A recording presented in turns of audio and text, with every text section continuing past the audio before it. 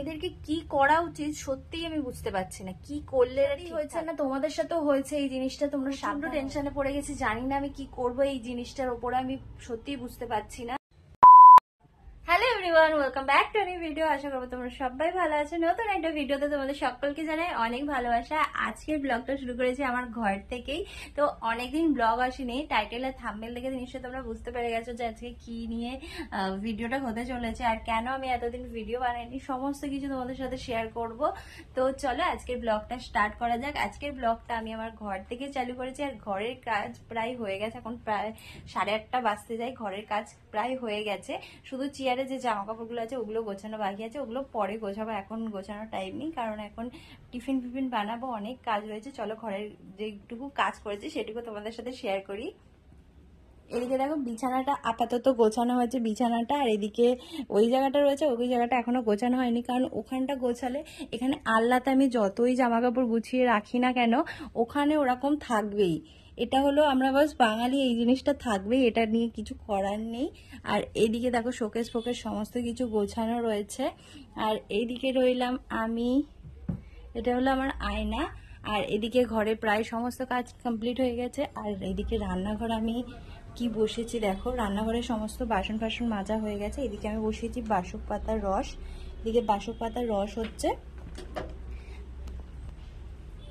বাসক পাতার রস হচ্ছে কারণ আমার দিদির ছেলে ঠান্ডা লেগেছে, তো ঠান্ডা লেগে লেগে একটু কাশিও হচ্ছে, সেই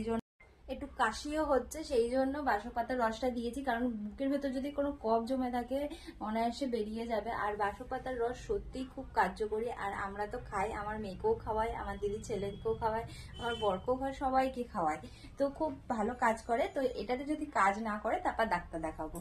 তো এখন আপাতত সমস্ত হয়ে গেছে, আর এখন আপাতত বাকি রয়েছে, কিছু বাকি নেই। এখন টিফিন বানাবো, আর যে বাসক পাতার রসটা বানালাম ওটা ছাঁকবো, ছেঁকে দিয়ে আসবো। দিয়ে আসার পর টুকটাক কাজ আছে, টিফিন ফিফিন বানানো। তোমাদের দাদাভাই আসবে, তারপর তোমাদের দাদাভাইকে খেতে দেবো। মাম্মাম গেছে পড়তে, মাম্মামকে খেতে দিতে হবে আসার আগে, মানে আসার পরে। তো সমস্ত কিছু একা হাতে করতে হবে, কি আর করবো বলো, ঘর মোছা বাকি আছে এখানে, ওটা করতে হবে। আর আপাতত সব হয়ে গেছে। চল এখানে চলো বাসক পাতার রসটা, এই যে বাসনগুলো মেজে এসেছি।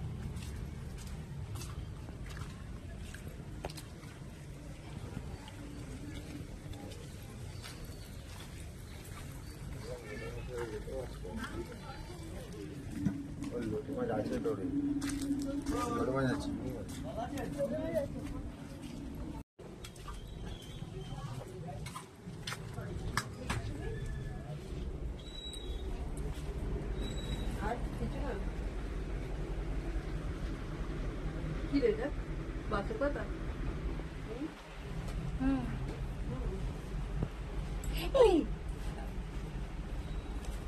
এক্ষুনি সব ফেলে দিচ্ছিল, দেখেছো? এত কষ্ট করে বানিয়ে এনে দিলাম আর সব ফেলে দিচ্ছে, কি বলা যায় বলো ওকে? বোনগুলো না প্রচন্ড পরিমাণে হিংসুটে হয়, জানো না? এত কষ্ট করে বানিয়ে এনে দিলাম, ছেলেটার কাশি হচ্ছে বলে আর ফেলে দিচ্ছে। এদিকে আমাদের পাপা এখনো ঘুমাচ্ছে, আমাদের সোনা পাপা এখনো ঘুমাচ্ছে। দেখো আমাদের পাপা এখনো ঘুমাচ্ছে, এবার ওকে তুলে বাসক পাতার রসটা খাওয়াবো, তারপর যদি একটু কাশিটা কমে তাহলে একটু রেহাই হবে। সকাল থেকে কাজ করতে করতে একদমই হাঁপিয়ে গেছি।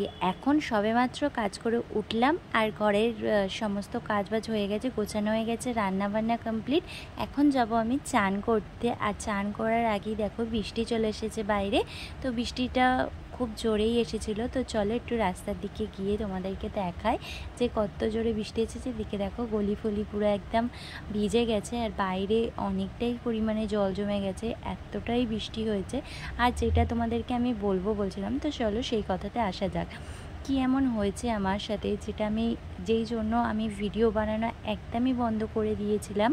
তো আমার মনিটাইজেশন অফ করে দিয়েছিল, তো সেই কারণে আমার মনটা ভেঙে গেছিলো। কী কারণে হয়েছিল, আমি প্রফেশনাল ড্যাশ মোডটা যে ওটা অফ করে দিয়েছিলাম, সেই কারণে মানে ভুলবশত হাত লেগে হয়ে গিয়েছিলো। সেই কারণে আমাকে 2 মাসের জন্য মনিটাইজেশনের জন্য অফ করে দিয়েছিল, আর সেই জন্য আমার ভিডিও করার এনার্জিটা চলে গেছিলো, আর অনেকটা পরিমাণে আমার রিচ কমে গেছে। তোমাদের সাথেও যদি এরকম হয়ে থাকে, তোমরা ভিডিও করা একদমই বন্ধ করবে না, তোমরা ভিডিওটা কন্টিনিউ করে যাবে, নয়তো আমার মতন তোমাদেরও সমস্যা হবে। আর এদিকে দেখো দুপুরে রান্না নিয়ে চান টান করে দুপুরে খাওয়ার নিয়ে বসে পড়েছি খেতে।